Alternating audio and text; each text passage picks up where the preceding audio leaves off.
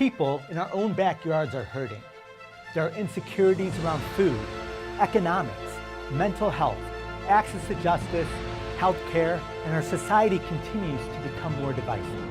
But there is hope. Right here in Chicagoland, there are people and organizations who are on the front lines, working to bring about positive and transformative change. Each week, we're going to meet some of these agents of change and examine how they are spurring innovative ideas and finding solutions to push our society forward in a more just direction. I'm Sufyan Sohel, and this is Change Agents. Good evening and Happy New Year. I hope your 2023 is off to a beautiful start.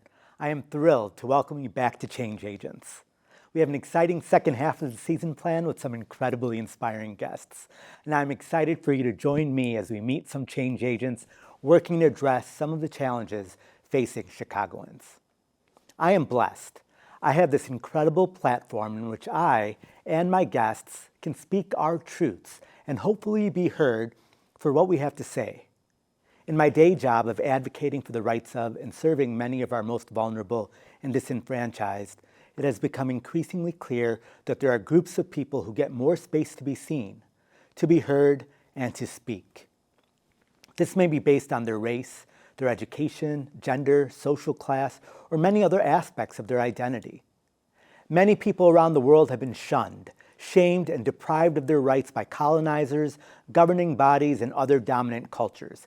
They have been spoken over and been made to feel less than others. Some have been forced to reject customs, traditions, rites, and rituals passed down through families for generations.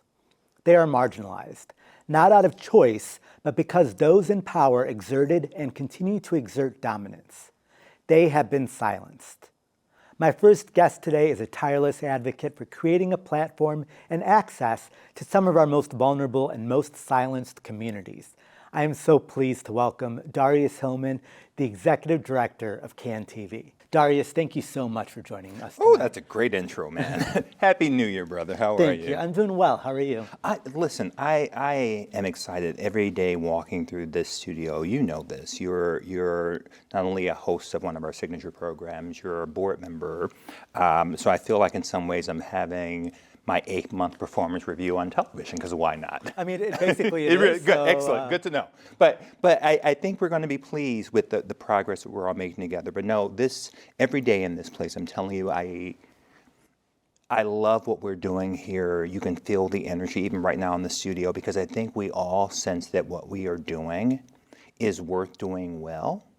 And that in this inflection point for us, it's powerful. So we feel it, you can sense it from every space in this beautiful studio/community center, that we know we're on to something, and we know the more people we can get under the tent, the stronger we become. So having the time of my life. I love hearing that. You say bring more people under your tent. What do you mean by that? Why is that a goal and a mission for you and CAN TV? I think your intro stated the thesis perfectly. You know, I am this black gay kid from the east side of Detroit, grew up with a lisp and a stutter. And so words and platforms, you know, how I learned language was watching the news at 12:30 when I got out of kindergarten. Back in those days, you wouldn't understand this. But way back then, kindergarten was a half day. And my babysitter wasn't good at her job. So I would watch the news. And I remember Beverly Payne and Joe Glover. I would watch them because words were so hard for me, which is why I love them so now, and I know they have power. So I would watch this elegant black woman. She was one of the first in the country. We just had her in Detroit. And the way she looked like me. And I knew that even this is kindergarten. And I couldn't grasp the words, so I would sit there mouthing right before Young and the Restless. So words have always meant something to me, and the platform. And there were far too few Beverly Paynes throughout my career. So when I find myself here understanding words are power and where we are as a collective right now, people say, oh, well, there's tons of opportunity to have your voice heard. No, there's more noise. There are fewer opportunities and on-ramps for people who look like you and me to have a say, to be a part of the the public square and dialogue. So part of my joy of being here is that I have a board and a team where we're like, nope, we're gonna open the door and we're gonna bring in as many folks, get as many folks under the tent, whether they look like me or don't look like me, agree with me or don't agree with me, where the opportunity to have agency and voice is no longer the special privilege reserved for the few. That's the work we're doing. If I were to say to you in a succinct way what the mission is of CAN TV, it is to ensure that Chicagoans specifically have a voice, that they know we can create a public square electronically and physically where they can be heard, where they have thoughts, where they can share their creativity. I come from a background where I know the power of expressing and working through your trauma in creative ways. I know the power of sitting with another human and being heard and giving them space to be heard. I know the power of growing up on community access in Detroit, again, this kid with a lisp and stutter who didn't speak. I know the power of sitting there going, oh, this is what my city is. Community access was where I learned the vibe of a city. My very first job was with public broadcasting, the PBS station in Detroit, on a show called Detroit Black Journal. So the power of community access now more than ever, because it's one of the last bastions of independent. You know, there are tons out there, but we can name 3 or 4 major media conglomerates that sort of control the message for better or for worse. So the importance of community access television and independent alternative media is more important than ever, and we must be intentional. We must be incredibly intentional because the art of storytelling is being lost. The art of water cooler conversation, the art of disagreeing without being disagreeable, the art of sitting across the room or the table from someone of a different background and go, what's your life? The art of seeing someone as a human, not an other. Community access and independent media helps to perpetuate that. I feel like my job interview here is going really well. To be decided. Okay, To be decided. I got aggressive. We'll circle back to that, Okay. but you hit on some good points. And I will say, oftentimes, many of our communities, we're not asked for our opinion or our voice unless it's something that directly only impacts our communities, not in a generalist view. But something you touched upon is representation matters. Seeing people like ourselves in media or in the political sphere or that, and one of the main objectives of, I think, all of these shows that we're showcasing on CAN TV is how do we lift up the voices of our community, Chicago's communities, because Chicago is not a monolith. No. We're so diverse in so many different identity factors. So can you tell a little bit about your team and yours vision for bringing in more disparate voices and what your efforts are to do so? Good. That's another great question. It really is moving from being a wonderful anecdotal internal-facing organization and becoming an external-facing organization that has that nonprofit servant leadership spirit. And because when you do that, you go from, I'll just use my 8 months, 5 wonderful terrestrial broadcast stations that are on cable, to in just the past 8 months, a completely overhauled website that's intuitive, that has streaming of our stations 24/7, that we just launched. You can find us on demand and live on Roku, on Fire Sticks. We've launched podcasts that are, in addition to being broadcast on television and on our CAN TV Plus app, are on Spotify and Apple, because part of that is shifting one important shift. If you are about bringing people under the tent and creating on-ramps, I see us as, literally we have an infographic, so we can all visualize the work. CAN TV is sort of an ecosystem, the Audubon.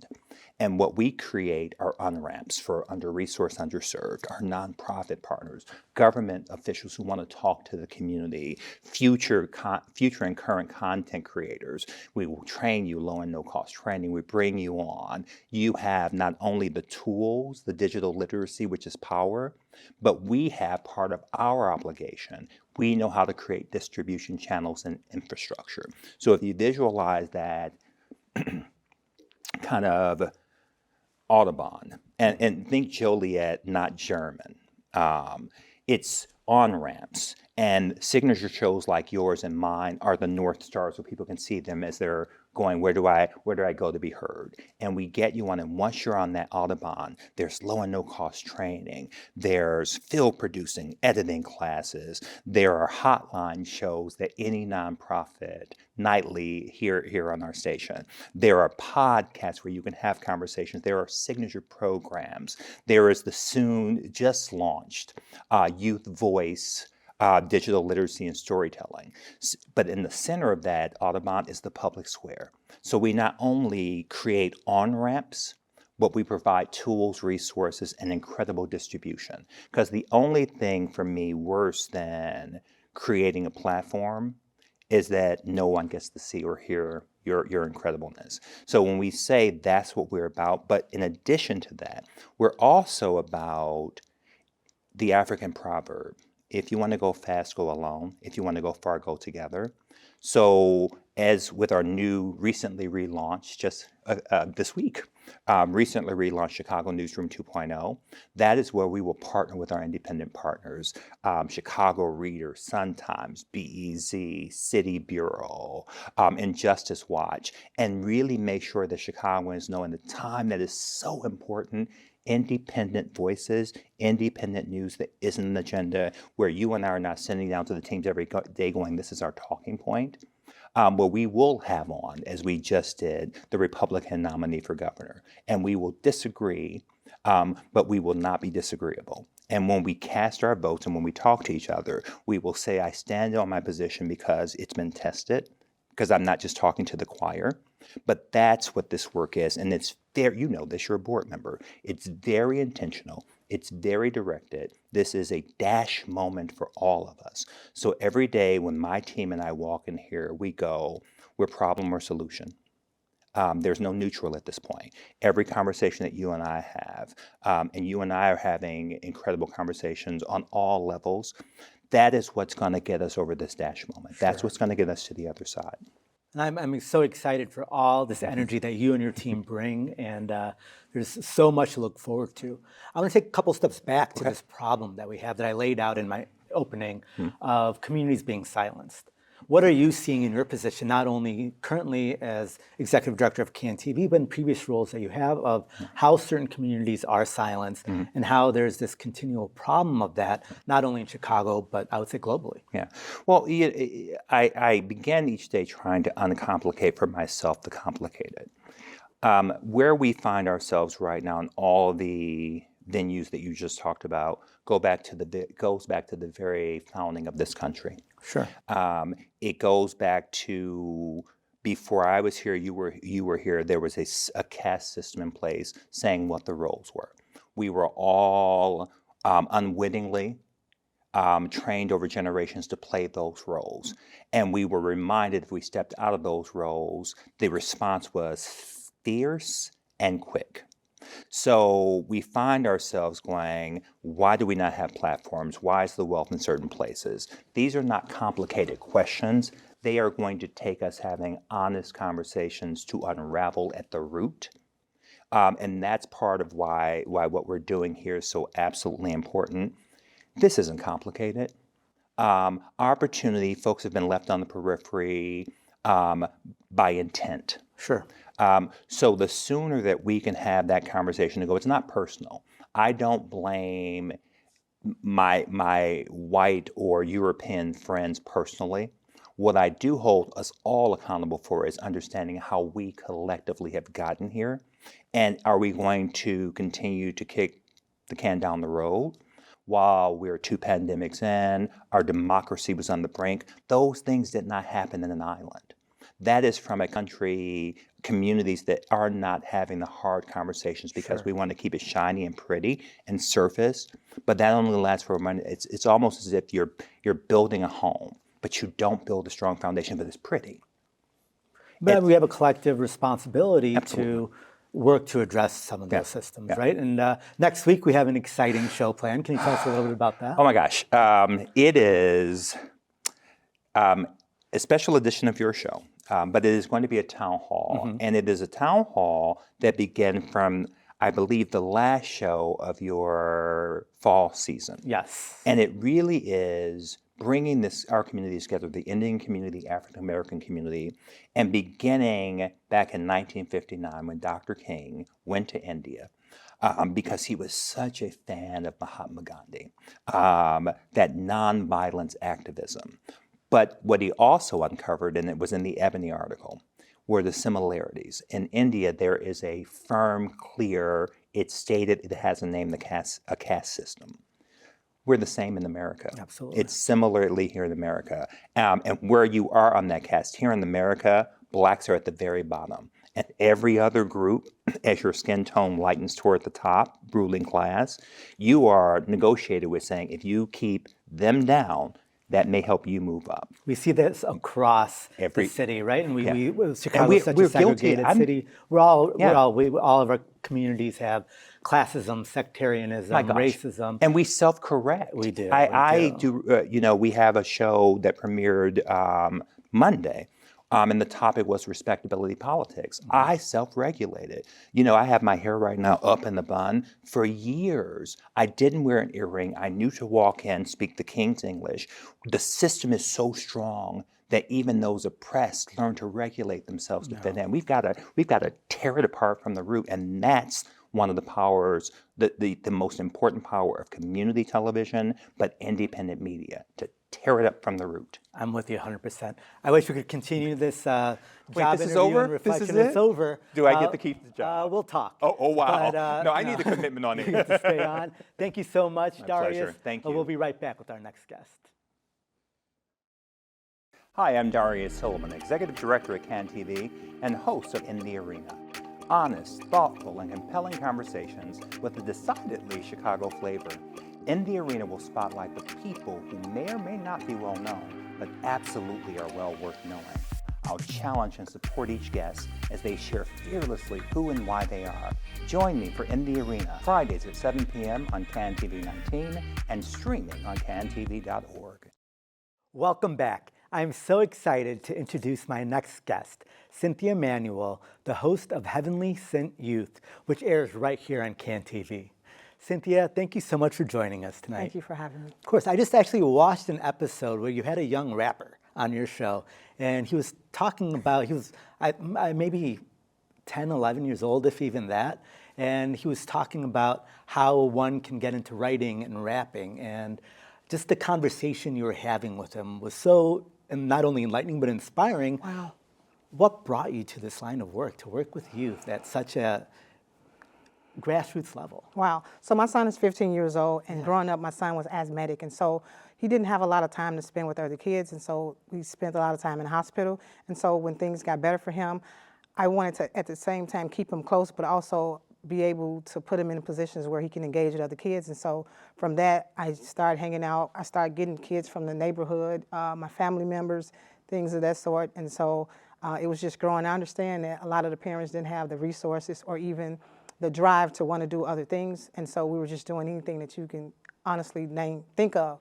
And so from there, I decided to just start an organization, and that's where Heavenly Cynt Youth came about. And also I was the church director for the youth at the church, and so it just made sense. Yeah, so what sort of activities are you doing with the youth? Wow. So we'll say this. So we don't necessarily focus on basketball and football, only because that's so easily accessible on the south and west side. And so we do things, and so I got this motto where I say, it's hard for a kid to dream what they can't see. And so therefore, we do things like bowling, camping, canoeing, archery, tennis, swimming, and I purchased a horse over the pandemic. Yeah, a real horse. And so with that, I didn't have a clue about a horse. Yeah. And so during the pandemic, the kids, we were all stuck in house. And so I got the horse and was taking them to different barns, teaching them from A to Z about horse. And so it just became a hobby. And so now the kids, every Saturday, we take them to the different stables. And the kids that are, I guess, up to par, we'll allow them to take part in some of the pony parties that we do around the city. Oh, that's wonderful. What's the horse's name? So horse's name Chance, and I named him Chance because he gave me a chance, and I gave him a chance, and he gave me a chance. Oh, he was a baby that. horse when I first got him. Oh, how old is he now? About 2. Oh, wonderful. Yeah. So you're exposing these kids to things they probably would never be exposed Absolutely. to. And in talking to them, what would you say their reaction is to some of these exposures? So again, because of where we are and there's no exposure, and so just the little small things, the kids are just like, they're different. You know, the personalities totally change. I forgot to mention camping. We've been doing camping and also doing rodeos. And so to take the kids from their environment to something totally different is breathtaking. I mean, I got a totally different kid. Yeah. And your kid's life has probably changed with this. Absolutely, Yeah. absolutely, absolutely. Yeah, I can't even imagine, I can't even begin to think of anything that my son haven't been exposed to, honestly. We didn't rode a camel, rode an elephant, you know, we didn't swim with dolphins. And this isn't your full-time job, so what motivates you to keep doing this now, weekend after weekend? Because of the kids. The kids keep me going. And again, like I said, the kids don't have these resources. Yeah. And just to see the different change of personality with the kids, it just does something to me mentally. And also it's a mental escape for me as well, because now I'm able to put myself in a whole different mental environment, and the kids enjoy it. You know, they really do. That's so wonderful. And along with your nonprofit, you have a show on CAN-TV.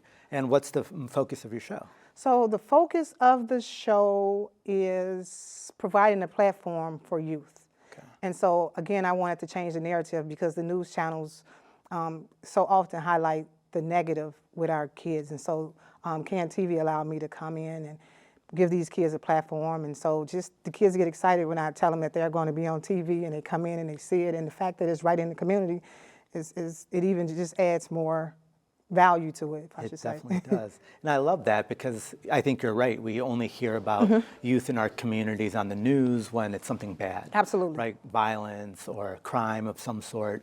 And you're creating this platform now where they can come and speak Absolutely. About success Absolutely. and what it looks like. And I'm a big believer that when others see people of their own identities Absolutely. doing great things, it motivates and inspires them and shows them that, hey, I could do this also. Representation matters. And I feel youth are one of those communities which are often very underrepresented. Adults, we tend to ignore youth, right? We think they don't know what they're talking about. So what's probably the biggest 2 lessons you've learned by hosting the show from our youth? Wow. So it's exposure. Yeah. And I think it keeps the kids going in a positive mindset, because the things that I'm exposing them to, and then to come here and to be able to see a broadcasting studio, and the guys and girls over there allow them to come in the back and see the cool buttons. It gives them hope. It gives them something else to think about or to possibly pursue. I love that. And can you tell us some of the types of children, youth you brought onto the show? Can you give a couple of stories? So the one you mentioned was CT Marshmallow. He's 11 years old. He's 11, a okay. rapper, and he's full of energy, as you see. Yeah. He's playing in movies. Actually, I went to a show he had maybe a month ago, and he's awesome. Let's see. My son, I brought him on. He's actually a halftime performer for the WNBA Sky. He does the flipping and throwing the T-shirts. Oh, nice. I had 2 little kids on there. I think they were about 7 and 9, and they are entrepreneurs. They got a T-shirt, a clothing line, and so just giving them a platform and pushing them and speaking words of encouragement to them. Just it does something to me. I'm getting all teary-eyed thinking about it, because I see the effects that I have on them. So Yeah, it's giving them this inspiration Absolutely. from being taken seriously, and that their voice matters, and that there are people who believe in them enough to give them this platform. So big kudos to you for Thank you, I doing appreciate that. What's next? I mean, Wow. you created this nonprofit, you have this platform for the youth to come on and share their stories and their work. Where do you hope, what's the next iteration? Where do you want to go with this? Wow. So I like to now move into the mentoring part, Okay. because we're doing all the activities, and so I've got their attention, I've got the ear, and so now moving forward, we're doing like life skills. So like for instance, I brought a tie, and you guys are so helpful with me tying a tie. Tomorrow I have the kids and girls too, about 15 of them. We're going to learn how to tie a tie, and from tomorrow and forward, every day we're going to do a life skill, whether it be, I don't know, whatever I could think of. That's so great. And what sort of support are you seeing from others in your communities for your movement? So the parents are now getting involved because the kids now want to come. And I think because of the structure part of it, the kids are more focused, and now, like I said, they want to come, and so now the kids are telling them, Mom, we want to go see Miss Cynthia, we want to go see Miss Cynthia. And so now, the parents are like, what's going on over here? And then they come and they see, we do the peace circle where we have the kids talk about whatever it is that they may be dealing with or just want to talk about. So I'm giving them a voice. And then every day I have them do a, word of affirmation amongst the circle. And, and the kids are learning. It's easy to put kids in a room and say, hey, but because it's structure, and that's what kids lack. And so with the structure, I'm able to get their attention, and now I can throw something else on. I'm like, okay, now you guys know you have to clean up your room. And so the parents are like, thank you, Miss Cynthia. I've been trying to get them to do that, but it took you to say it for them to go up because they trust me. I love it. I wish I had some of those opportunities growing up. I wish I had a Miss Cynthia growing up. So thank you for your work. I saw on your website that one of your mission is to bring diverse group of children together so they can also learn from each other. Absolutely. Can you tell a little bit about that, please? So right now we're on the south side of Chicago, back of the yards, Canaryville. And so we are now getting, kids of different ethnicities and background. And when we're together, we don't see color because the kids are so engaged and everybody's treated the same. And it's just an awesome time. And with kids, they typically don't see color. It's mostly instilled with the adults. But do you think they're learning from each other about each other's cultures and backgrounds as Absolutely, well? because like I said, in this peace circle, every day the kids have to stand up and say something cool that happened or something that they enjoy, whatever. And so, so stories are interesting. I love all this, and thank you so much. As we wrap up, I would love, how can viewers support you, this work? How can we get involved? And just any words that if people want to take this sort of initiative to empower the voice of those who don't have a voice, what can they do? Well, first of all, they can get in touch with CAN-TV because, you guys here have a platform for nonprofits like myself, and I'm forever appreciative of that. Thank you for that shout out. Instagram, Facebook, Twitter, it's Heavenly Cynt Youth. And on there you can get all the information about the wonderful things that we got coming up, and that's where it is. Awesome. Thank you so much for coming tonight. We appreciate you, and best of luck, and thank you again for all that you're doing for our youth. I really appreciate you for having me on. This was awesome. My absolute pleasure. Thank you for having me on. Of course. Thank you, Cynthia. I'm so inspired by your tremendous work in bringing diverse groups of our youth together. I'm glad you found a home on CAN-TV to highlight this movement and share the voices of Chicago's youth. Thank you as well to CAN-TV and Darrious Hillmon for not only providing a home for change agents, but for thousands of other Chicagoans creating a platform for their voice. Audre Lorde wrote, "When we speak, we are afraid our words will not be heard or welcomed. But when we are silent, we are still afraid. So it is better to speak." As we start 2023, I ask that we each make a commitment to do a little good for the world around us. Let us begin by identifying the systems around us that are oppressive and supported by generations of colonialism, imperialism, racism, and violence. Let us acknowledge how these systems have silenced communities in the past, how we can pass the mic to those communities who continue to be silenced, and be willing to sit in discomfort as we listen to and learn from them. I wish you a phenomenal year ahead, a year where we can each find ways to be change agents. I look forward to seeing you next week.